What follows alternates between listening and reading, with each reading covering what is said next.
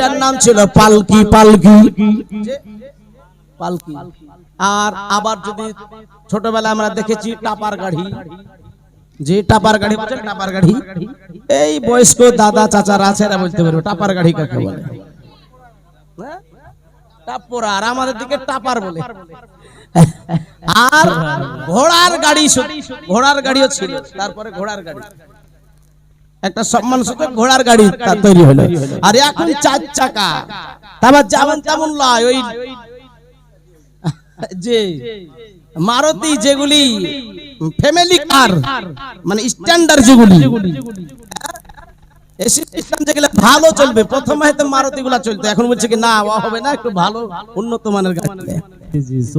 কিন্তু তখনকার জামানাতে বাবা এসব কিছু ছিল না, পালকি ছিল। ওই পালকিকে সাজানো হয়েছে। পালকিতে চাপানোর পরে আব্দুল মুত্তালিব বলতেছেন, ওগো আব্দুল ওয়াহাব জোহরি বিহাই মশাই, ভাই সাহেব, আজ থেকে আমার মেয়ে হয়ে গেল। এতদিন আপনার মেয়ে ছিল, আজ থেকে আমার মেয়ে। জোরে বলুন সুবহানাল্লাহ। ঠিক আছে আপনার মেয়ে, কিন্তু এই পালকির পায়া তারাই ধরবে, মাথা থেকে পা পর্যন্ত একটা যার গুনাহ নাই। জোরে এই কথাটা যদি আগে বলতেন তাহলে খুঁজে খুঁজে রাখতেন, এখন পাবো কোথায়? কোথায় পাবো এখন? না, আমার আল্লাহ জিব্রাইল, মিকাইল, ইসরাফিল, ইসরাইলকে ডাক দিয়ে বলে, ওই ফেরেশতা তোরা দুনিয়াতে কিছু এক কাজ কর, মানবী সূরাতে আল্লাহু আকবার, সুবহানাল্লাহ, মানবের পোশাক পরিধান করে তোরা চলে যা। জোরে বলুন সুবহানাল্লাহ। তোদের একটাও গুনাহ নাই। তারা পালকির পায়ে ধরলো, মক্কা পর্যন্ত পৌঁছে দিল। আচ্ছা আপনি বলুন, নবী তো আলাদা বিষয়, নবীর আব্বার কথা, সুবহানাল্লাহ, নবীর মার কথা, নবীর মা আব্বার পালকির পায়া যে ফেরেশতারা ধরে, সুবহানাল্লাহ, তাদের বিয়ের পালকির পায়া যার ফেরেশতারা ধরে, তাদের দ্বারা একটা গুনাহ হতে পারে? পারে? জি পারে? জি না, পারে না। কিছু মানুষ জাহান্নামী বলছে, নাউজুবিল্লাহ। এই কথা যদি কেউ বলে থাকে, তোর ঈমান জেনে নেন চলে গেছে, ও জাহান্নামী, বারহাক জাহান্নামী। কেন বলছি? একটা হাদিস শরীফ আমি বলি। হযরত আনাস বিন মালিক, আপনারা বুঝেন, এটা एग्जांपल হিসাবে আমি বলছি, কোনো আজে ফালতু কথা নাই। এই কথা বলিও না, এরা জায়গা পাচ্ছে না, বাচ্চারা ডিস্টার্ব করো না, একটু জায়গা করে দেন, মারপিট করছে জায়গার লাগি। শুনেন, আমার দিকে ধ্যান দেন, না হলে আপনি কথাটা বুঝতে পারবেন না। আমার দিকে হযরত আনাস বিন মালিক রাদিয়াল্লাহু তাআলা নবীর একজন সাহাবী, তিনার বাড়িতে কিছু মেহমান গেছে, মেহমানদারি করা হচ্ছে সুন্নাতে রাসূল। আমাদের বাড়ি যদি ওই নিজের স্ত্রীর বাড়ির কুটুম সাক্ষাৎ আছে, তো বলবে জি হারে তোর বাড়ির বাপ মা সপ্তাহে সপ্তাহে আসে, কি ব্যাপার রে, খাবার কি বাড়িতে নাই?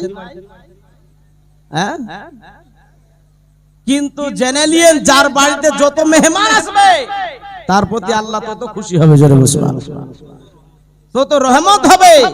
আল্লাহ পাক তখন খুশি হয় যখন আপনার বাড়িতে মেহমান পাঠিয়ে দেয়। জোরে মুসলমান, সুবহানাল্লাহ। হযরত আনাস বিন মালিক রাদিয়াল্লাহু তাআলার বাড়িতে মেহমান এসেছেন, খাবার তৈরি হয়ে গেছে, কিন্তু ওনার গোলামটা বলছে, হুজুর দোস্তের খানা। দোস্তের খানা তো এখন মানুষ কিছু বুঝেই না, দোস্তের খান ব্যবহারই নাই। দোস্তের খান পাড়া পেড়ে খাওয়া হয়েছে সুন্নাতের রাসূল।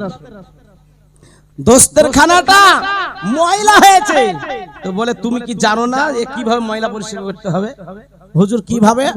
তো ওই চুলাতে ভরে দাও, উনুনে, জ্বলন্ত উনুনে চুলাতে ভরে দাও, আগুন দাউ দাউ করে জ্বলতেছে, ওই ময়লার রুমালটা আগুনে ভরে দিল।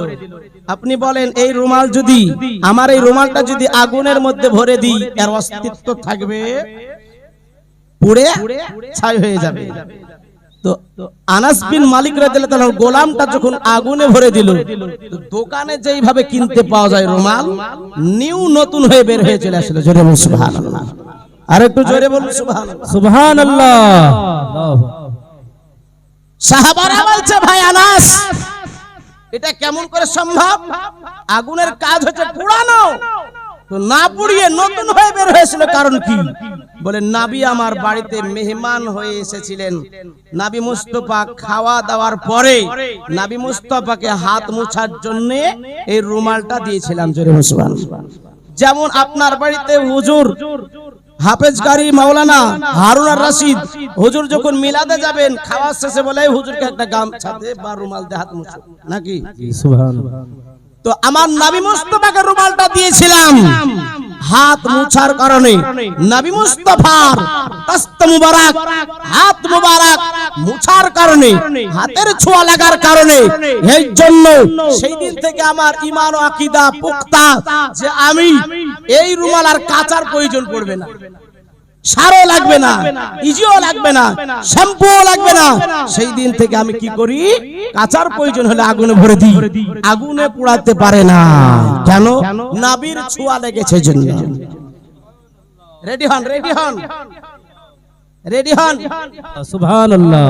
এই যে রুমালটা যে পোড়াতে পারলো না নবীর হাতের ছোঁয়া লাগার কারণে, জি ওই নবী যে মায়ের গর্ভে থেকেছেন, নবীর হযরত আব্দুল্লাহর পুস্তুকে থেকেছেন, যেই মায়ের গর্ভে থেকেছেন, যেই বাপের পুস্তুকে থেকেছেন, ওই বাপ মা কি জাহান্নামে হতে পারে? একটু জোরে বলুন সুবহানাল্লাহ। খুলো না, বলুন একটু হাত উঁচু করে বলুন, জোরে বলুন, পুরাতে পারে না, না। এবার যারা এই কথা বলবে জানে নিয়েন, কসম খোদার তার ঈমান চলে যাবে। জি, তার ঈমান থাকবে না। নবীকে যাতা নবীর ইজ্জতের চাদর ধরে টানলে আপনি পাকা জাহান্নামী। একদম হক है, হক है, হক है। বেরাদার ইসলাম মুআজ্জাজ মুকাররম, তো কি বলতেছিলাম, জিওয়াজ আছে পালকি ফেরেশতারা পৌঁছে দিবেন। জোরে বলুন সুবহানাল্লাহ। তিনাদের দ্বারাই একটা পাপের কাজও হয়নি, পৌঁছে দিলেন। আব্দুল্লাহ বলছে, আব্বা গো, বিয়ের এই কয়েকদিনে আমি তো শিকার করতে যাই প্রায় প্রতিদিনই, তো আয় কয়েকদিন আমার শিকার করতে যাওয়া হয়নি। আব্বা একটু হুকুম করুন, আমি জঙ্গলে যাই। মুআজ্জাজ মুকাররম ছোট ছেলে, এই জন্য বাবা মোহাব্বত করে বলছে, বেটা যাও যাও জঙ্গলে যাও, কিন্তু অল্প সময়ের মধ্যে চলে আসবে। কেন গো? আজকে তোমার বিবি বাসর ঘরে তোমার জন্য অপেক্ষা করতেছে। ভাইরা, নবীর মোহাব্বত কাকে বলে, নবীর প্রেম কাকে বলে, নবীর ভালোবাসা কাকে বলে, একটু চিন্তা করুন।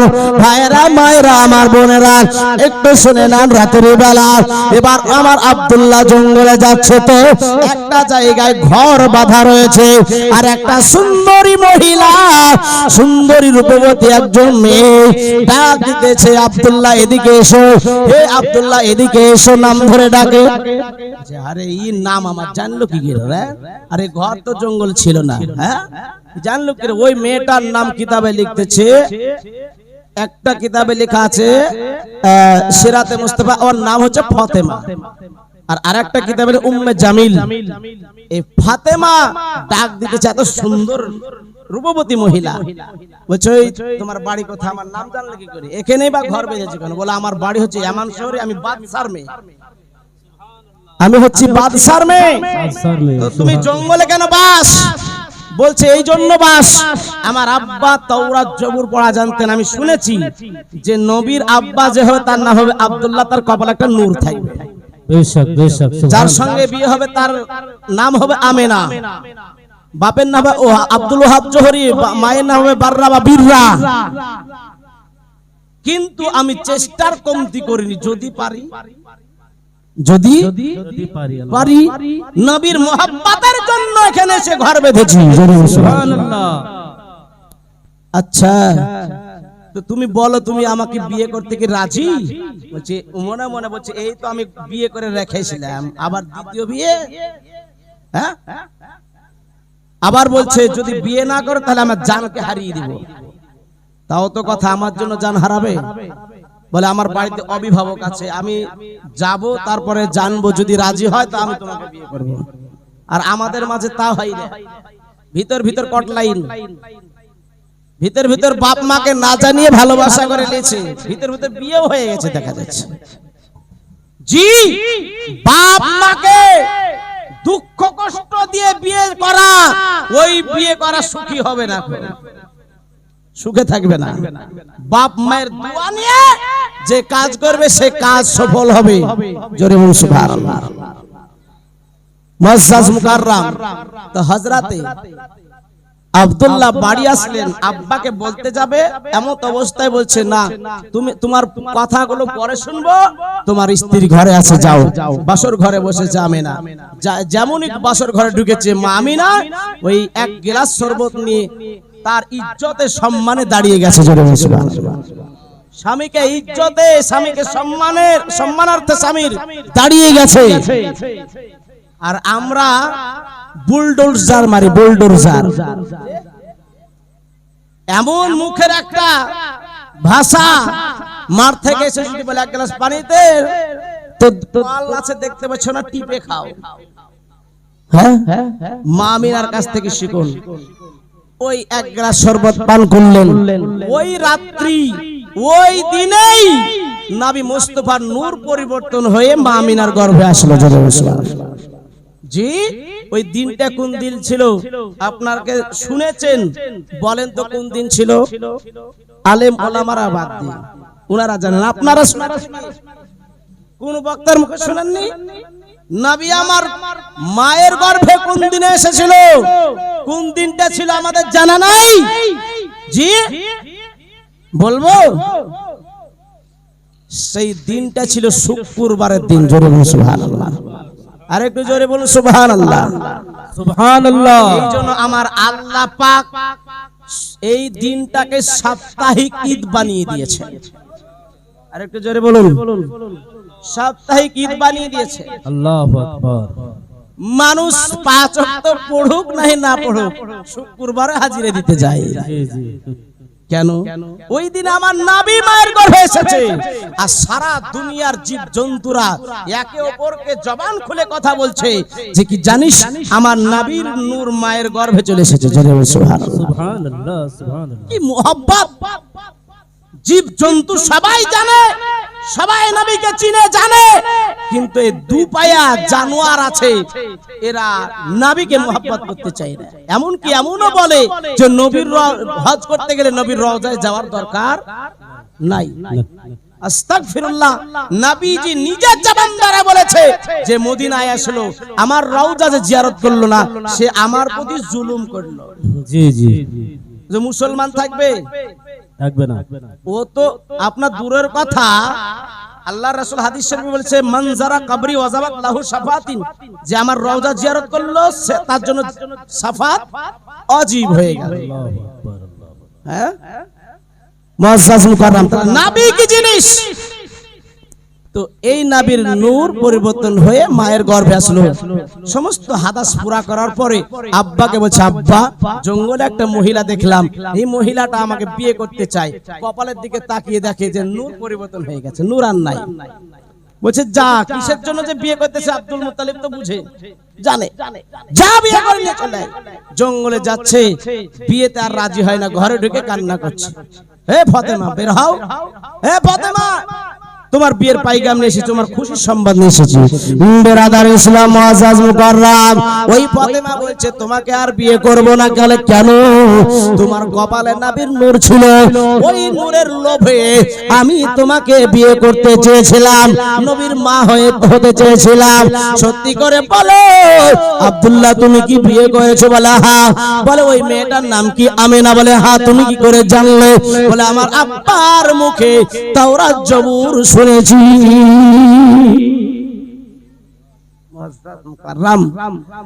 ওই মেয়েটা বলছে আর কোনদিন তোমাকে তো যেমন বিয়ে করতে পারলাম না, নবীর মা হতে পারলাম না, তা আমি জিন্দেগি তো আর বিয়ে করবই না।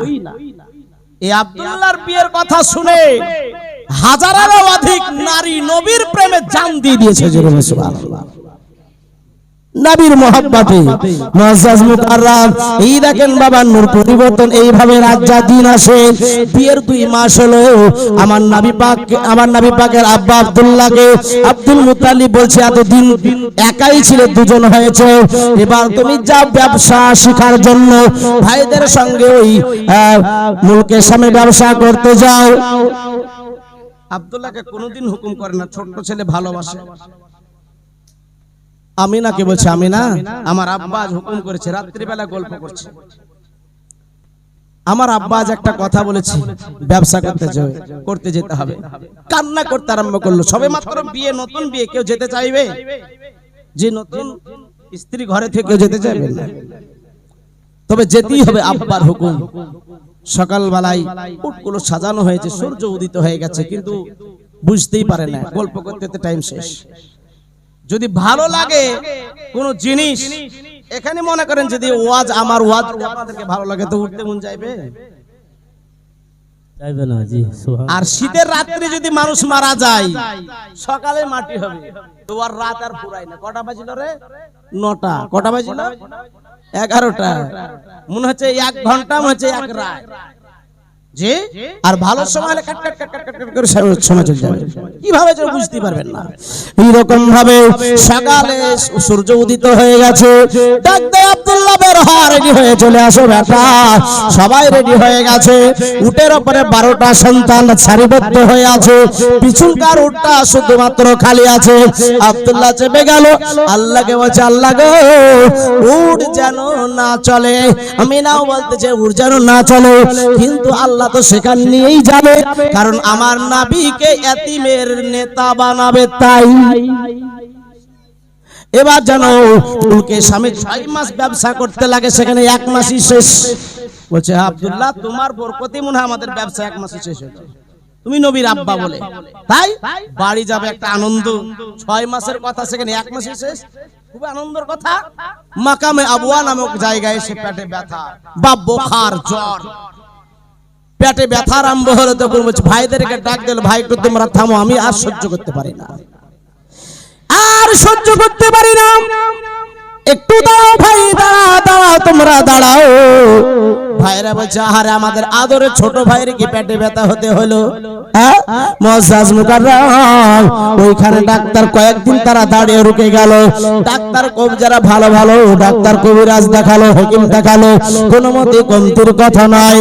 বেরাদার, মুআজ্জাজ মুকাররম যখন কমলো না, আমার নবী মুস্তাফা সাল্লাল্লাহু আলাইহি সাল্লামের আব্বা বলতেছে, ওগো ভাইরা, এই জায়গাতে ডাকাতের হামলা হতে পারে, তোমাদের কাছে অনেক ক্যাশ টাকা পয়সা রয়েছে, হয়তো হামলা হয়ে যেতে পারে। ভাই, এই বাড়ির চাচাকে কিছু টাকা পয়সা দিয়ে তোমরা বাড়ি চলে যাও।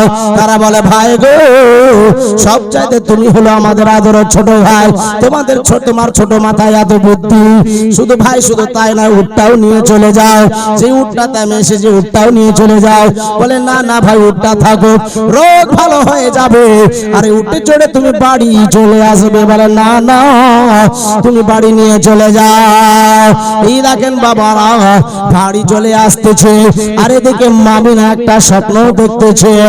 মামিনা স্বপ্ন দেখছে কি, আকাশে 12টা তারকা উঠেছে, একের পর এক বড় মেজো লয় ভাবে সাজানো রয়েছে।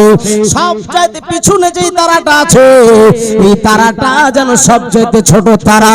ওই তারাটার দিকে লক্ষ্য করে দেখলেন, তারাটা অতি ঝকমাক ঝকমাক করতেছিল। এই তারাটা খুলে জমিনে পড়ে গেল, আর ওই জমিন যেন জমিনেই দাফন হয়ে গেল তারাটা। আমিনার ঘুম যেন ভেঙে গেল বাবা।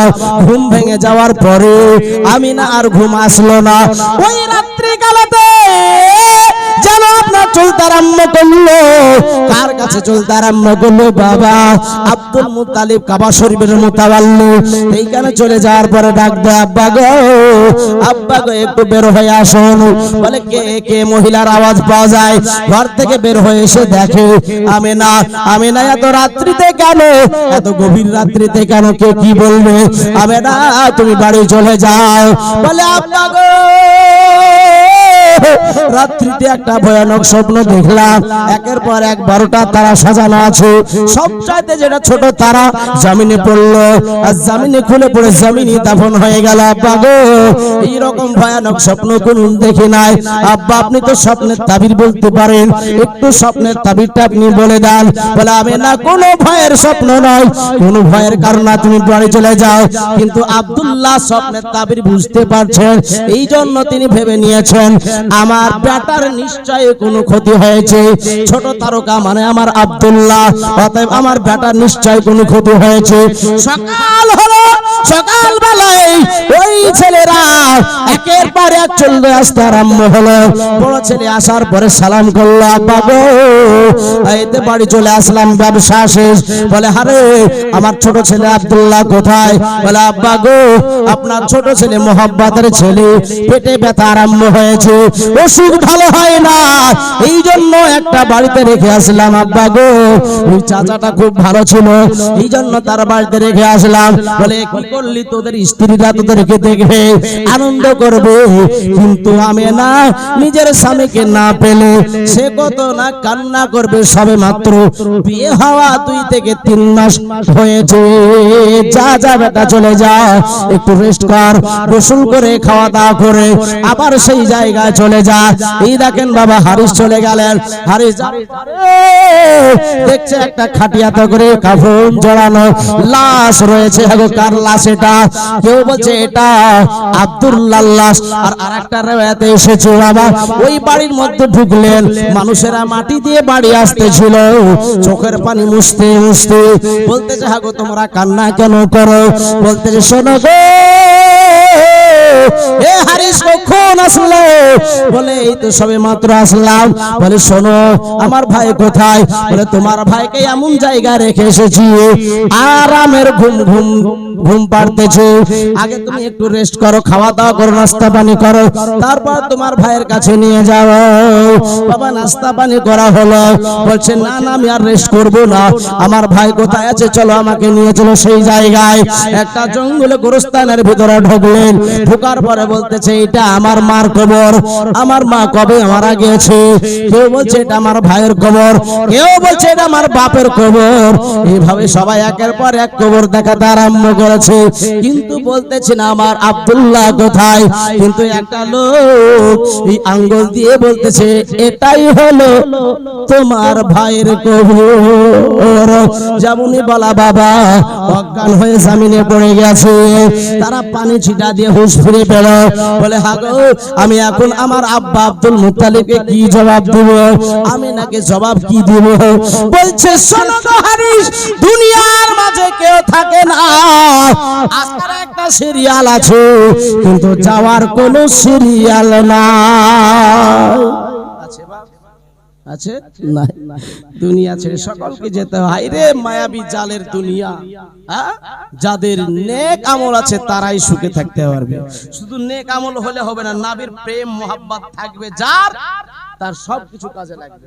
যদি নবীর মোহাব্বত না থাকে না, তো নামাজ রোজা হজ যাকাত সব বেকার। নবীর প্রেম থাকতে হবে। মুআজ্জাজ মুকাররম ব্রাদার ইসলাম, এই দেখেন বাবা হারিস চলে আসলো। আসার পরে মা আমিনা যেমনি শুনেছে কথা, ঘরের মধ্যে যাওয়ার পরে কান্নায় রত রয়েছে, বলতেছে আমার আব্দুল্লাহ ইয়াতীম হয়ে গেল। ব্রাদার মুআজ্জাজ মুকাররম সবাই বোঝাচ্ছে আরে আমার স্বামী চলে গেছে আমি কেমন করে আছি, আমার বাবা চলে গেছে আমি কেমন করে আছি। বাবা এইরকম কয়েকদিন বুঝায়, কিন্তু বুঝানোর পরে যখন আপনার যেন 40 দিন পার হয়ে যায়, তুই বাকে আমি বাকে, কেউ কারো কথার মনে রাখে না। এই দেখেন বাবা রাত যায় দিন আসে, দিন যায় রাত আসে, আমিনার ইজ্জত সম্মান বাড়ে। কোন মাসে আপনার যেন আদম সফুল্লাহ আসে, আমিনাকে সুসংবাদ দেয়। কোন মাসে মা হাওয়া আসে, মা আমিনাকে সুসংবাদ দেয়। কোন মাসে ইব্রাহিম খলিলুল্লাহ আসে, মা আমিনাকে সংবাদ দেয়। কোন মাসে যেন আপনার হাজেরা আসে, মা আমিনাকে সংবাদ দেয়। প্রতিটা মাসে নেক মানুষ আসার পরে সংবাদ দেয়। এই দেখেন বাবা যেদিকে যায় আমিনার ইজ্জত সম্মান বাড়ে। মোটা মোটা গাছগুলো ঝুঁকে ঝুঁকে পড়ে, মোটা মোটা পাথরগুলো সরে সরে যায়, আর মা আমিনার পায়ের তলায় যেই পাথরগুলা পড়ে তুলার মতো নরম হয়ে চাপটা হয়ে যায়। যদি বলুন সুবহানাল্লাহ। আব্দুল মুত্তালিব বলতেছেন আব্বা গো রাস্তাতে চলতেছে এই ব্যাপার, বলছে শোনো তুমি জানো তোমার গর্ভে আমার নাভি ভরা আছে। জোরে বলুন সুবহানাল্লাহ। ওই নাভির কারণে তোমাকে ওই গাছগুলো ইজ্জত সম্মান করতেছে।